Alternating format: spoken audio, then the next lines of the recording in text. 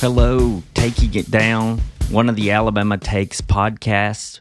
We know you don't have hours to waste, but you want to get around to at least some good TV every now and again. That's what Taking It Down is here to do. We are the TV and streaming podcast. Understand your time. And we begin each episode with non-spoiler thoughts on a few pieces of television. And then we use some of those pieces of television to talk about in the spoiler section that you can join if you don't mind spoilers or if you've seen the episode. This week, it's a little more packed on the non-spoiler side than usual. We're going to talk briefly about a few things.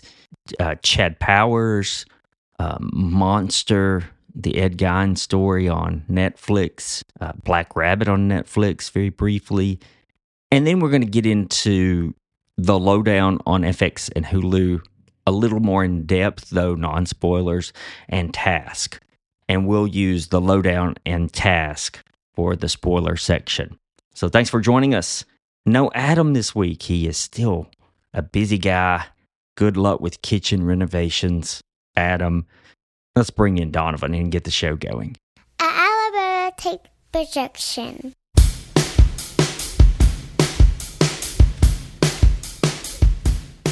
Here he is, Donovan. I ventured to my 30-year class reunion last night, and I noticed how every conversation was me asking, "What do you do? Oh, you're an ER doctor? Oh, have you seen The Pit on HBO?" Or some classmate was reveling in an old golf story, and I interrupt and say, "Have you watched Stick?" You came up to the guy who's clearly not doing so well, right? Like maybe he's got a substance use issue or something. You're like, "Have you seen It's Always Sunny in Philadelphia?" I could have. But I don't know that I'm not that guy. So kudos to Sullivan, Alabama. We'll put them on the map. If you're listening in England, and we know you are, if you're listening in Virginia, and we know you are, we only see places where people are listening. So it could be VPN, or it could be where you are. If you're listening in England or Virginia, which was big this week, Sullivan, Alabama, look it up. I do kind of like the idea of making Sullivan, Alabama famous, but only in the United Kingdom. Like we're going to send some confused Americans over there. That would be wonderful. Sullivan it's still quaint. It's still awesome. They were very hospitable, and it's still a little sad. It's one of those Springsteenian, Mellencampian dying towns. It's got that little downtown and everything, huh? Yep. Brick buildings lining, 2-3 stories lining both sides, probably? Two at the most. Yeah. And I know exactly what you're talking about. Oh, yeah. Yeah. I'll send you a picture later of I tried to take the epitome picture of it. So that's my viewpoint for this show. It's certainly Sullivan. Sullivan, as featured in the Bruce Springsteen song Glory Days. And My Hometown. And we can continue. And also Streets of Philadelphia. And John Mellencamp's Pink Houses. And every time someone brings up John Mellencamp, I think to myself, I was astonishingly young to know every word to Jack and Diane, to be like 7 and be like, "Yep, life goes on. That's long after the thrill of living is gone." And I was 7. You were young, and as was I, but that's a good lyric. It is. Think that lyric, listeners. But when you're 7, you can't wrap your little head around that. You're like, "What are you talking about?" No, you just sang it because it was it had a good melody. Exactly. It is a catchy tune. Long after the thrill of living is gone, life goes on. Wow. I mean, come on. I'm also here to report I have watched the Chad Powers series, and I will now field any questions. I'm so glad that you watched this because you've seen the original thing. Like, I remember watching this game day bit live when it happened. Recall. It was Eli Manning, and I don't know if it was game day either. It was like Eli Manning. I could have sworn it was game day. I remember watching it. It's something. Yeah. And they put him up in makeup and have him try out for, I forget which team it was. That's right. For an actual team. Yeah. Somebody at the big office was like, well, they made that Ted Lasso after a commercial. That's exactly what I was about to connect it to. Very Ted Lasso of them. So I did watch the first episode, and I thought to myself, oh, this isn't that bad. This is me not having watched it or not knowing anything much about it, but just from commercials, I do think they have one thing going for them, and that's Glenn Powell. Well, Glenn Powell's like a star. I like him an awful lot. I think he's a good actor. I've liked him in everything he's been in. He's really versatile. One of the realizations I had during this was, oh yeah, Glenn Powell is normally in big movies. Yeah. At least big for these days. And he was in Twisters. He was in Twisters. He was in Top Gun 2. Yeah. And he was also in that Richard Linklater film. I liked him a lot in that Linklater film. Tell me what the name of it was. We talked about it on here. We did, and I was sitting that. here. There's a bit where he, like his disguises as the guy trying to hire the hitman. Oh, it's Hitman. It's just called Hitman. That's too easy. His disguises as they get increasingly elaborate as he's like running a sting, or helping the police run stings to get people. It was just hilarious. Well, okay, take that Glenn Powell from that movie and put him in a television show, and this is what you got. All right. And it's not, I don't know. I'm going by the first episode. There's a lot of sitcom elements to it. Steve Zahn's the head coach. Can't be okay. that. Can't be that. He has a daughter. Steve Zahn has a daughter who is a coach on the team, and having a lady coach that's fun. That's interesting. Mm-hmm. And just the way that Glenn Powell says his name cracks me up every time, because he doesn't say Chad Powers. He says, well, watch it, listeners. You'll find it. It's like Chad Powers. It's pretty funny. He's on a South Georgia team. I think that may be the name of it, South Georgia. It's not a real team, but though it does start with a real Oregon and a real Georgia playing each other in the national championship. I saw that because he's supposed to be. Was he in Oregon? He's an Oregon quarterback. Yeah. He was a quarterback. Yeah, he's like a Bo Nix kind of. I almost said Bo Pix because I keep like a reverse Bo Nix, where he didn't find success at Oregon, but then he goes to a team down south and right. Yeah. It's Bo Nix in reverse. Yeah. I watched the debut episode pretty late one evening. I may go back and watch it again. I think there's some things I missed that I think it might be good or not. And I don't know. It's a week-to-week show, and it's 30 minutes, and I like those kinds of things. Yeah. I think the one thing that we've made very clear on this podcast is we like something that's just going to give you a chuckle. Yes, and we like weekly, and we like... Yeah. Short and good, yeah. Everyone has everything going on all the time, right? It's easy to slot it in. It's nice that it's there, right? It's nice to laugh, Right. It's nice to have a chuckle. And I think Hulu, Disney Plus dropped 2 episodes and then another per week.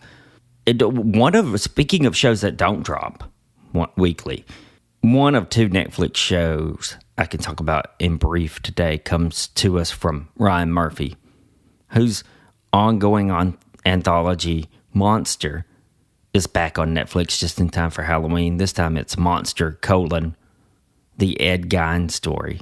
This is after making Monster, the Jeffrey Dahmer story, and Monster, the Lyle and Eric Menendez brothers.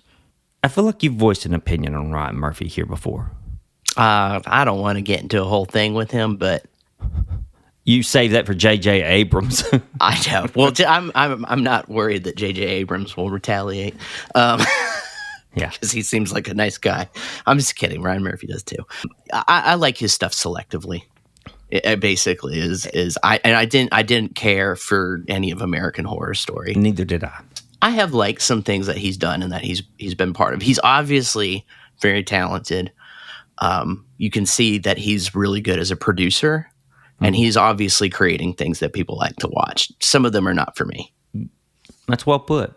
He is a good producer. I really did like the OJ. Yeah, that one was good. The one with Cuba Gooding Jr. is... Yeah. Ryan Murphy has an eye for America. Mm-hmm. He wants to examine the same part of America through different lenses. And that's interesting. Now, the sad part is, I don't think very many of his productions are that good. I did like the OJ one. That's the thing is, yeah. I almost liked they're clearly popular and people like them, but I wish I had a better way to articulate it, but it's just like it's like sometimes it'll be like almost like tabloid stuff, but I think you can do it better and more like actually like say something more. That's right. You know, The Watcher. I think he produced that one on Netflix. I almost liked it. I forgot about that. It went off the rails. Anyway, I want to talk about this. I really do. Because we're in non-spoilers, and this may be where people come to get their should I watch it or not opinions. The first episode of this Ed Gein story, which I watched, is so dilatory that there are scenes you could treat like commercials, advertisements, and get up and go make yourself a snack and come back and not have missed anything. Cool. Yeah, it's slow. That does not sound good. No. Do you know anything about this, by the way? I'm curious. The actual person? Yeah. Ed Gein? Yeah. Yes. In fact, readers or listeners, I have a book recommendation for you. The absolutely fantastic, completely idiosyncratic Eric Powell teamed up with a true crime writer to make a comic called "Did You Hear What Eddie Gein Done?" And I highly recommend it. But yeah, Ed Gein, not for the faint of heart. In the premiere, which is as far as I got, and I doubt I'll return, everyone had their acting choices up to like 11. Yeah. Charlie Hunnam is doing a pretty hard eyebrow placement thing, and he's speaking in a register I assume is for dogs to hear. He's doing well, but the eyebrow thing's interesting and lifelike, but the high voice gets old so quickly, despite having Ed Gein having a similar voice, I'm thinking. You know, he was always kind of like his mom would pick on him for his physical characteristics and his voice. Really? Yeah, well... Oh, Ed Gein had a terrible child. Does any serial killer really have a happy childhood? But he just had he had a really terrible life. But he only killed like 2 people, right? Yeah. I mean, he didn't have he killed, I think it was 2 or 3. Yeah. I don't remember. There's some real Silence of the Lambs stuff going on. That's right. He's kind of the Buffalo Tom. He's the prototype for Buffalo Bill. Buffalo Bill. Sorry, Buffalo Tom's a band. Sorry to run your name in the dirt. But the great Laurie Metcalf's here as his mother, and if you've wondered what's meant by one-note acting, then watch this premiere episode in her performance. It's all religious mother scolds son constantly. Uh-huh. And it's, two scenes of that, and you're like, I get it. And then a whole episode of it, you're thinking. So it's like if Carrie was nothing but, like, if it had just turned into being Carrie and her mom the whole time, and you're 45 minutes in and you just switch it off. Yeah, I don't know why I do this to myself. When it comes to Ryan Murphy, if the content's intriguing, I'm drawn to it usually, and I watch, and then I'm often pissed that I watched it. He got you again. Yeah. Here I was just hoping for some Halloween fun to start October. Yeah. There's no fun here. It's pretty boring. Looks great. The acting's dialed crazy up. The scenes are very long and then disjointed on purpose. And I don't think there's any attempt to understand what he did. It's just presentation.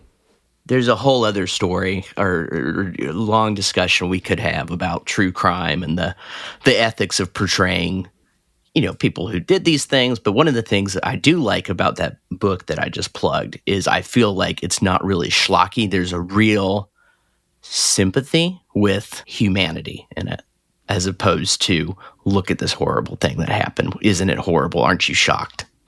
Yeah, there's no humanity in this. At least from episode 1 in the articles I've seen. Yeah. And then again on Netflix is something I've taken that you haven't watched is the series Black Rabbit. Not yet, although I like the pairing, Jude Law and Jason Bateman, and you've given it, like initially, like, hey, this is a good watch. Yeah, their brother's in business in a restaurant in New York City, and one of the two gets in a lot of trouble, while the other usually bails him out of antics, like gambling debts, and then like something we're all familiar with. Yeah, sports betting should not be legalized. What? But now that it is, I'm going to pay off my mortgage or die trying. There's just something about this show that's easy to watch. It's not really a great show. If you tiered Netflix shows, it's a step above the filler, the Netflix slop. I'm putting my finger on Jude Law and Justin Bateman playing off one another as being the reason why it's okay. The script's pretty predictable. It's a lot of upping the ante. And yeah, that was a gambling pun on purpose. But you just can't look away. I've seen Uncut Gems. Exactly. Exactly. A lot of that. Last week I compared it to another series, or I used it to compare, which we'll talk about, The Lowdown. And it's almost like Black Rabbit tries to be the cool kid who doesn't care if you like it, but deep down really, really cares. While The Lowdown is the weird kid who truly just doesn't give a shit. Yeah, that sound based on the 2 episodes of The Lowdown I've seen. Yeah, it is not desperate for you to love it, which is part of its charm. Yeah. So let's talk about The Lowdown. It's a good shift to it. Thumbs up from this guy so far. Yeah. Viewers and listeners. Blaine and I talked about it last week. I thought, okay, I'm probably going to go into this liking it. Came out of the first 2 really liking it. Blaine last week noted the sense of place really strong, and I think that holds up. The acting is like the cast of characters is just stacked. Yeah. I don't know if this would work if Ethan Hawke wasn't playing the main character. It's like if he's playing him as if the dad from Boyhood was 100% more off the rails. Yeah. But he's still kind of in that vein of like Ethan Hawke. You know he's got issues, but you kind of can't. He's just a lovable scamp. You kind of can't help but love him a little bit.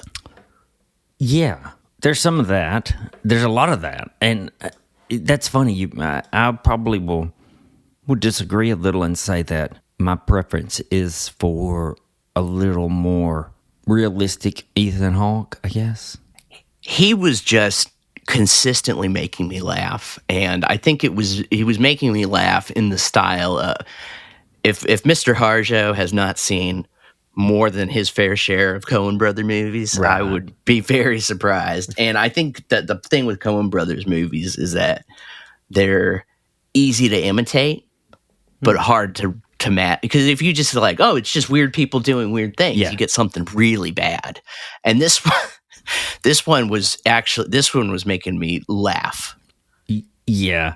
And it felt like there was a real core at the heart of it. I want to break that down with you in the spoiler side. But just in case anyone's wondering, this is Sterling Harjo created. He did Reservation Dogs. It's Ethan Hawke starring FX Hulu. It's called The Lowdown. Hawke plays this ambling reporter, investigative journalist of sorts in Tulsa, Oklahoma. It's a bit Big Lebowski meets Reservation Dogs. Yeah, I'd say that. Which is, Reservation Dogs is also written and created by Sterling Harjo. It's very much noir too, in that it is from the beginning. It's like it's gonna weave a tangled story, but I think it's just like, at least for the first 2 episodes, like all great noirs, the plot, the characters drive the plot, not vice versa. Raymond Chandler in The Big Sleep famously was supposed to be unable to answer the question, who killed the chauffeur, and he wrote the book. He couldn't remember. Huh. I think this show's pretty excellent, and I did really like certain seasons of Reservation Dogs. I just don't normally go for what I think of as kitschy detective stories that are almost flippant. Mm-hmm. You hear about these crime writers who have stylistic ways of writing and churn out like dozens of books with the same character in the center. Mm-hmm. I don't know that those kinds of things offer enough exposure to living and being human that I like. And that's kind of what's going on here. Harjo's not basing this off a book. I think it's in that vein. Interesting, because I do think that there was something about his portrayal of he's just kind of a screw up. Yeah. And he just kind of can't help himself. Yeah. And that feels very, he's like this guy that he should quit digging, but he does care, right? He comes across, he truly does care. He wants to do the right thing, but also he just kind of can't help himself. I'll ask 2 questions about that in spoilers. Yeah. A lot of good elements here, though. Harjo's excellent at soundtracking or getting someone who... Very much. Here he uses a lot of Oklahoma musicians. Very well directed off of the script. I forget who wrote the script, and I apologize, but I thought I apologize whoever wrote that out there. I've got it pulled up, but I can't look at it fast enough. But really, I thought for a script that's kind of, convoluted, the directing kept me interested, and also pretty constantly reminding who we were with in our cast of characters. It does do that well. I thought it was very well directed. I like that Harjo leans heavily on the breezy J.J. Cale, Oklahoma musician a lot. Yeah. It fits Lee's character. Yeah, for sure. The title card is a beautiful throwback Hollywood sort of title card. Ethan Hawke's pretty fun to watch. I do prefer him doing something more emotive. The super specifics of pretty rural Tulsa. I mean, he pulls into a gas station in one scene with its Hunt Brothers Pizza sign. Yeah, and I'm like, yeah, that's real. That's so funny that you noticed that, because I had the exact same thought. Because I ate a Hunt Brothers Pizza yesterday. Yeah, exactly. I'm like, yep, that looks right to me. We'll get into we're at the point where the only thing we can say about it would be spoiling it, so we'll save. I think so. We'll save it. And our other show on spoiler side is Task. Our thoughts are ongoing with it. It's a Sunday show, HBO, Mark Ruffalo getting a task force to track down a 3-piece set of robbers who are stealing from the local, and dare I say, unfriendly biker gang. I think that would not be an incorrect label. Can I ask, is your biker gang like this? My biker gang, I am actually worried about them. It's these 10-year-olds. Yeah. And they're on bikes, and they're always hooting and hollering. Oh, it's bicycle gang. Popping wheelies. Episode 4 of Task is titled All Roads. This episode, I think, lets us know it's not merely about family. We've talked about that a lot. It's not merely about parenting. We've talked about that a lot. But I think it's about this as well. Families whose stories do not get told. Families who don't get to go to the daddy-daughter dance. Mm-hmm. And I mean that sincerely. That's not a joke. That can come off as a joke. I have been going to the daddy-daughter dance for 4 years straight now, or however many.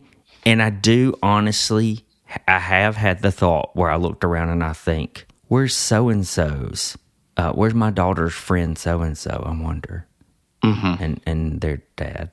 And Task does that here. And I know, I get that. We don't know much about the daughter. I don't know if we can care enough about her, but it's just that, I don't know. That scene got me.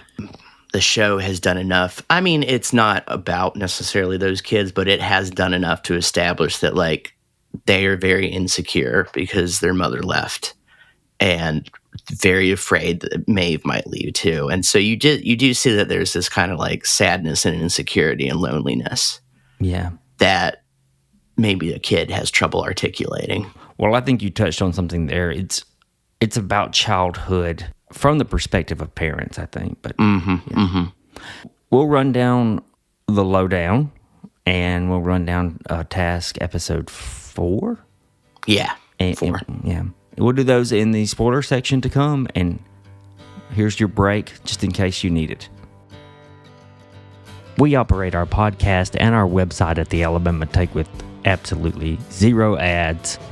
We hope that encourages you to help make a small donation to help keep the podcast hosted, to help pay for website hosting, all the small little fees that occur with this type of listening with this type of media. We hope you enjoy the show. If you want to make a donation, you can go to thealabamatake.com, click on donate, click on buy me a coffee, or we'll put it in the show notes for you. Thanks, everyone. In our podcast episode today, the Lowdown from writer and creator of Reservation Dogs. I have to be so careful not to say Reservoir Dogs. Oh, yeah, and he did that on purpose. Of course he did. To all of us. Yes, thank you, Sterling Harjo. The Lowdown begins when a wealthy Tulsa family has a closeted gay family member who's married with a daughter, played by none other than Tim Blake Nelson. Yep. The great Tim Blake Nelson. He kills himself in the opening minutes. From there, journalist, ne'er-do-well, investigator Ethan Hawke's on the trail of what could have happened, since he has recently done a story on that family anyway. And as he points out, at one point, in what is not a newspaper, it is a long-form magazine. That's so funny. Now, that made me laugh. Saying it so out loud hard. makes it funny. I said, It made me.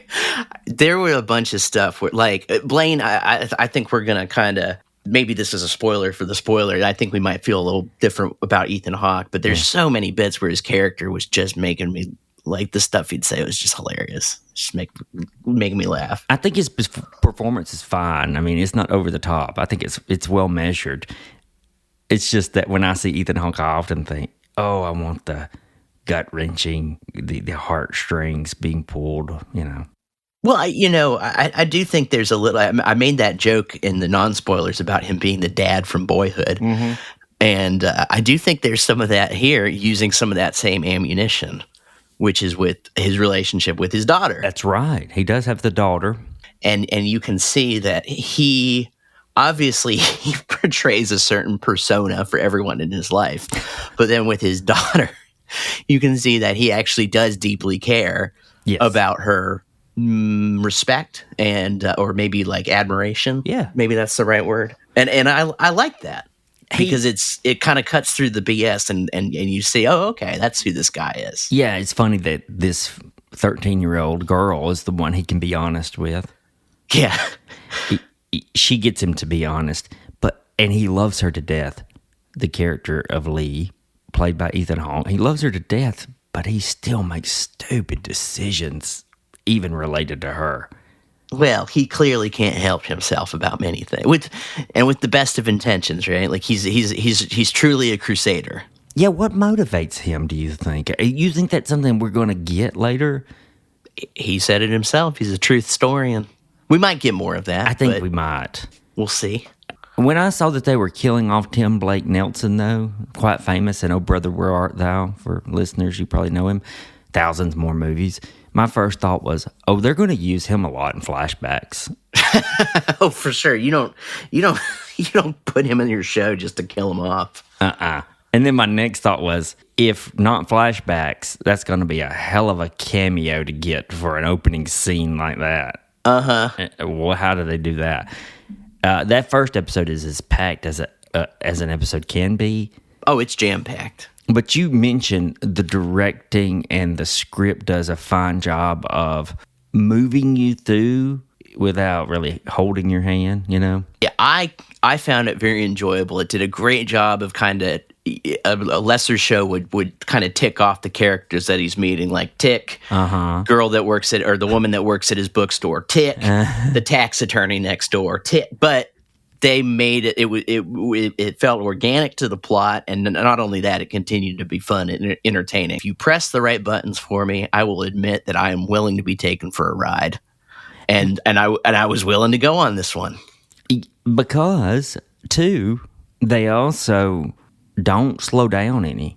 No, and I love that personally. I do too. In some shows, yes, it works great. It was so fast, that first episode, I did not even notice that was Kyle MacLachlan playing the governor. Really? Oh, man. Honestly, didn't notice it. One of the highlights of this show for me so far has been Kyle MacLachlan's performance of the governor with that accent. Well, in the second episode, you see him very much dead center. Yes, you do. And he's playing the guy running for governor, the brother to the deceased Dean was his name? Washburn? Yeah, I think so. That's the Tim Blake Nelson suicide in the opening scene. Yeah, Dale Washburn. Dale, not Dean. Yeah. Yeah, he's closeted gay guy. Could have been killed by his brother who's running for governor. That's hard to say with the way it was depicted on camera. Something's going on. Yeah. We know. Our truth historian knows because he's got the bit in his teeth. Episode 1 shows you all the characters that are going to be there for the most part, and yet doesn't feel like it's checking boxes. I'm with you. Yeah.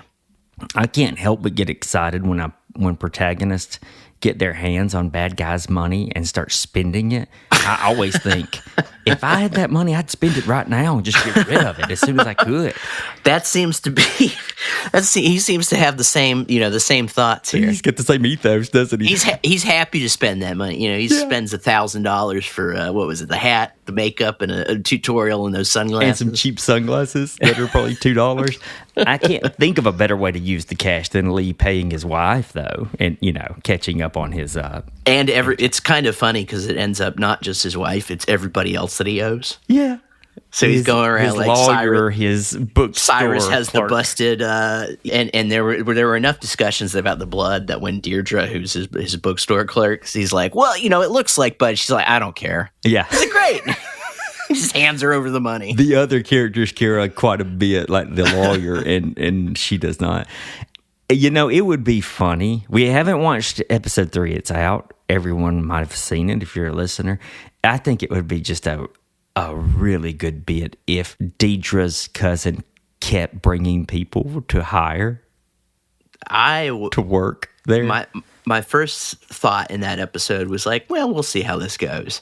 And by the end of the second episode, I was like, this is a hilarious bit with this guy. First off, that he's like, when Lee comes back, he's like, you're a grown-ass man, throw hands. He's like, I was kidnapped. And he's like, I just do security in the bookstore. He's just, and Killer Mike has a very similar reaction where he's like, I gave you a gun. How do you get kidnapped with a gun? Yeah. And it's funny that it's people of color who are telling him these very, pretty wise things. Like, dude, just fight back. Of course, we saw the scene. He couldn't quite. Yeah. Or use the gun. Fumbled his gun there. Yeah. If it's carefully put, but everyone of color in this show mentions that Lee is a white guy meddling in rich white guy stuff. Uh-huh. That's why I think there's some motivation, something. I mean, that's a good point. Yes. If the Lowdown is saying anything, it's on something about race, power, and uncovering that underbelly in sort of smaller towns, middle America. Because the scene between David Keith's private investigator, Marty, and Lee outside of the memorial for the recently suicide Dale, that could be the direction of the season, I think, where they're, I don't know. And I'm not trying to predict, I'm just saying that their conversation was basically, you're a white guy meddling in rich, scary, white, powerful, racist white guy business, and then Lee throws back at him, you're a black guy hired by them. Yeah.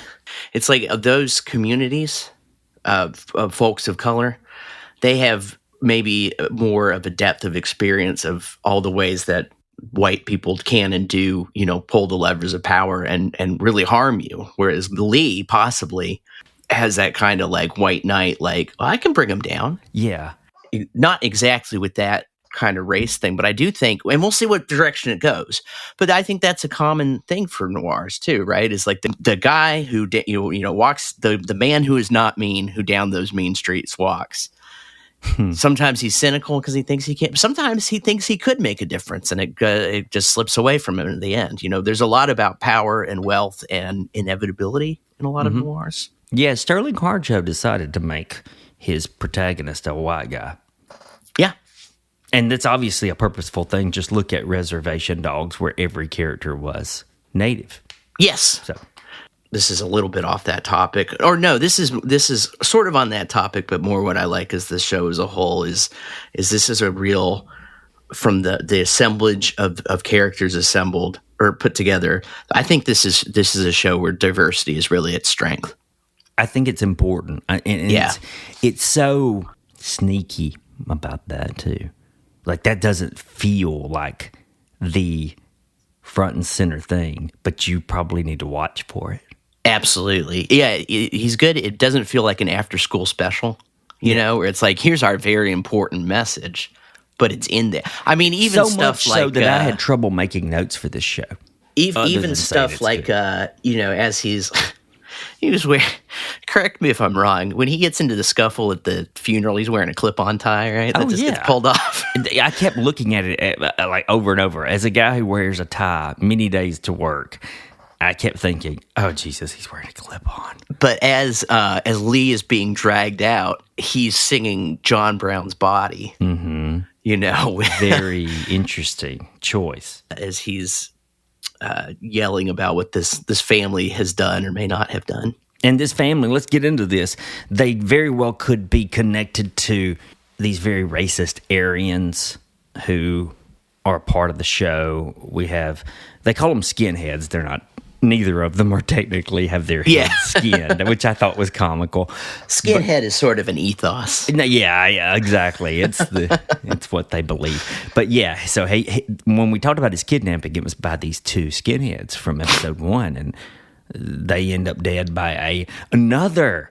I wouldn't call him a skinhead. What do you call him? Aryan Brotherhood guy. Yeah, something like that. Who's supposedly even scarier, and he took out two guys, ladder, so to speak. He dresses nicely, gets good jobs, still Aryan Brotherhood. I think that too may be a motif or theme.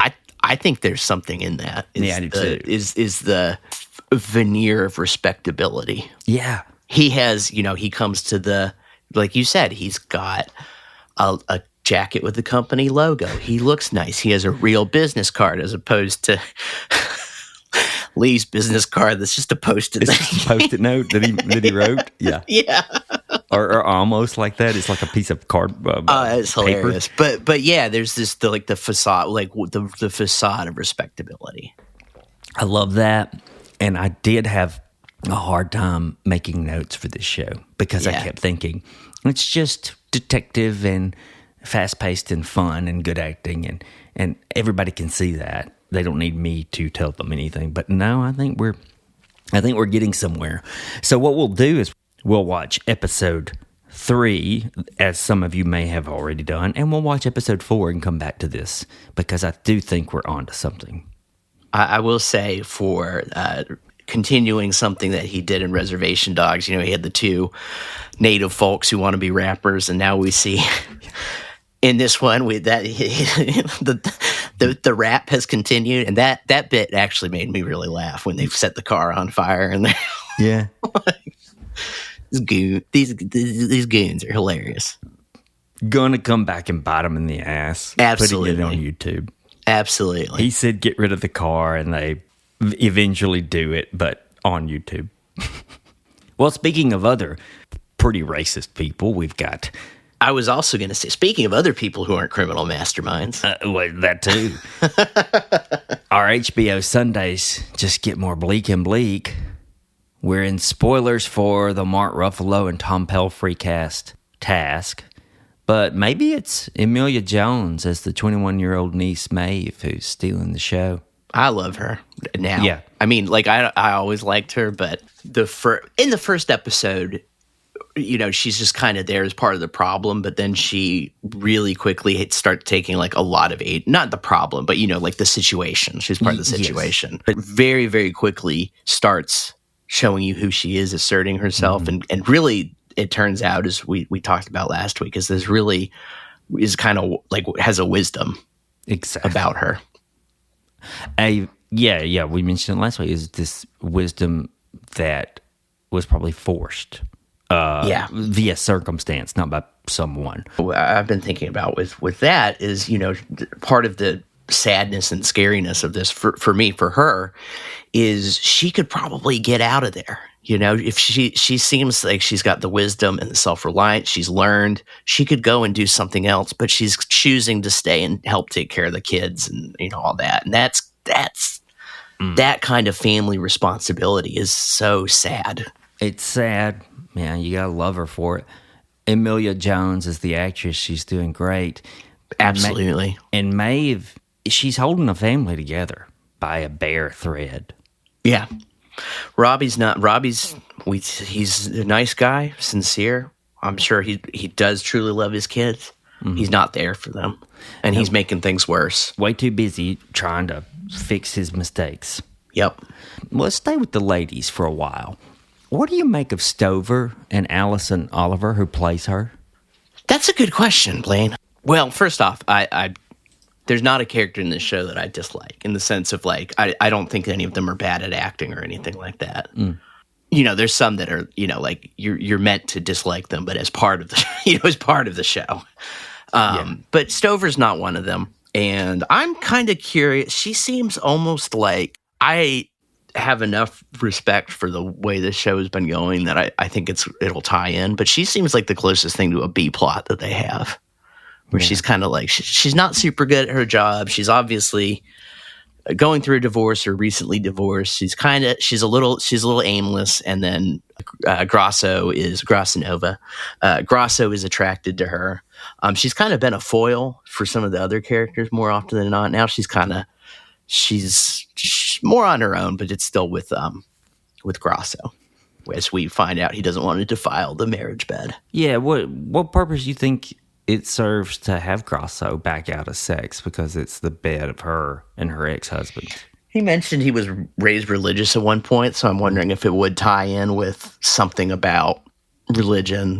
I don't know. That was just my stray thought. There were certain camera pans in that scene, and I think we're supposed to see something, maybe that he saw. Didn't he see a picture? I'm trying to remember what he saw. Maybe that wasn't it, but I thought he saw a picture. He saw something, and I'm with you. I can't put my finger on what it was. Can't remember. Yeah, I don't have a great answer to what's going on with that plot, honestly, Blaine. I mean, it's fine. I don't think it's bad. I trust that it's the end.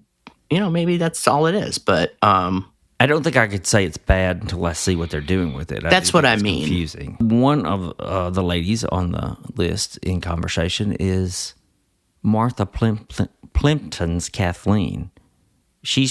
They want us to think she's the leak for the task force. Absolutely.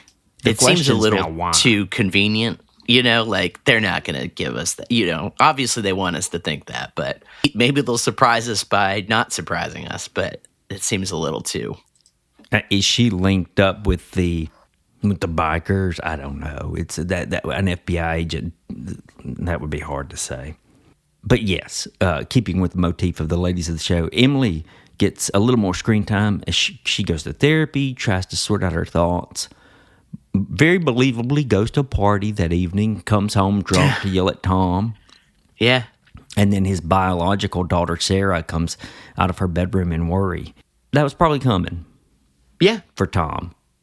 Yeah, it was another example with her of you hope you're not in that scenario, but it feels very emotionally believable, especially once we've seen what she's been through. Mm-hmm. When she's being asked to do with her victim statement or possibly is able to do. Yeah. And the way she's seen, you know, Tom has kind of, well, I don't think it's a kind of about her. He's let her down. He's withdrawn every night to drink his vodka. He's not giving her, I mean, he's there in the sense that, like, you know, he's not a horrible dad or anything like that. He obviously loves her. He's letting her down. Mm-hmm. As bad as she's ever been let down by somebody, probably, because wouldn't we all need someone? She's by herself. Your therapist is good, you know, like we should all go to therapy. That is good. Yeah. But your therapist isn't your dad. You know, it's not your family. Are they balancing the characters out enough for you? Or do you feel like a focus on one or two of them would make a clearer, more thematic statement? Possibly. I think that Mare of I was just kind of expecting this because Mare, while it was focused on Mare, had kind of a wide spread of characters, and I thought that's just his style, and that's the way it seems to me. I mean, we're more focused. We are somewhat, despite except for Grosso and Stover, we are somewhat focused on, or have the three focuses of the task force, Robbie's family, Tom's family. And those and the way, and sometimes they intersect, and the bikers, and sometimes they intersect, and sometimes they don't. I guess he has to be careful and ensure he's not making Tom of Task Force, Right. Mayor of Easttown too, Tom of Task Force. Right. I was a little confused on how they thought the FBI had Cliff in the park, yet it was the biker gang who had him cornered. Well, if I understood it correctly, I'm not 100% sure that I did, right? But someone who was able to basically intercept the phone and give him an incorrect location to me, right? So it's obviously somebody who had access to that phone at some point. Really? Am I mistaken on that? No, I don't know. That's what I thought it was, because the bikers were able to set up the drop masquerading as, or the pickup masquerading as the guy whose phone it was. I can't think of his name, just like the FBI had tried to do. Huh. Yeah, I could use a rewatch on that. Maybe I'm mistaken. I should look that up. I don't mind the storyline going there. It was just only in hindsight that I realized I wasn't sure how Tom and his force didn't understand that they were incorrect. Yeah, my understanding is that it was a setup, which goes with the leak. And then, of course, if we're being asked to think right now that Kathleen, FBI director, FBI head or whatever, if she's being dangled in front of us as the likely suspect, it kind of makes sense because someone would have to probably be pretty highly placed to be able to get that phone and do that. I don't know. I might be incorrect. Maybe she's being blackmailed or something. We don't know. We don't know. It's like we said, it does seem a little, or like I said, it seems a little easy, but who knows? Yeah. It's a good show. I will say it's a little questionable that it took the Dark Hearts this long to figure out there's a connection to Brother Robbie staking and robbing them because they killed his brother. It may be worth noting that I think in the show's chronology, it's only 4 days at this point. Yeah, so that's it hasn't been like a week. That's a packed 4 days. Yeah, especially for Robbie, who seems to have not slept. When would he have time? I know. Robbie's a man, maybe not on the edge right now, but he's in a tough place. Obviously, emotionally, he's in a jam. He doesn't know. He's got this kind of, almost like magic fix, which is that we're going to run away to Canada and live and be safe. And obviously, he's getting a little raw as the days go on. And he's clearly not a master criminal, as I've said before. And now that Cliff is dead, it's only him and his family that would run off to Canada. It's all on him, and they're the only people that can get hurt now too, because everyone else is dead. Brutal killing of Cliff. Yeah, well, yeah, it was. We'd been kind of primed for it by knowing that this was how Billy was killed. Mm-hmm. Poor old Cliff. As brutal as we've seen, though, you probably should suspect it from this gang. Yeah, it's been made pretty clear that they're not nice folks, and they demonstrate that. Yeah. Perry even punishes Jason for not telling him the full story of why he beat Bobby to death. Yeah, holding the information. Yeah. All right. Well, that's it for us. I think Task, if they get all of these things to intersect, if Brad Inglesby, the creator, gets that to happen, it could be really great. I'm curious. We're through the halfway point for this show because it's only 7, so 4 is over half. And I'm here to say, or I think at this point, that if the next 3 episodes are just okay, obviously I would like for it to be good. But if it was just okay, I think it's done enough that I would be like, okay, that was not a complete waste of my time. Yeah. And then of course I'm hopeful that, like you said, if it really all starts clicking, it seems like there's a lot of cards on the table right now. And they got some time. They got 3 episodes. Yeah. Well, that's the end of us. For Adam and Donovan, I'm Blaine, and we hope that your YouTube videos don't get you in a lot of trouble.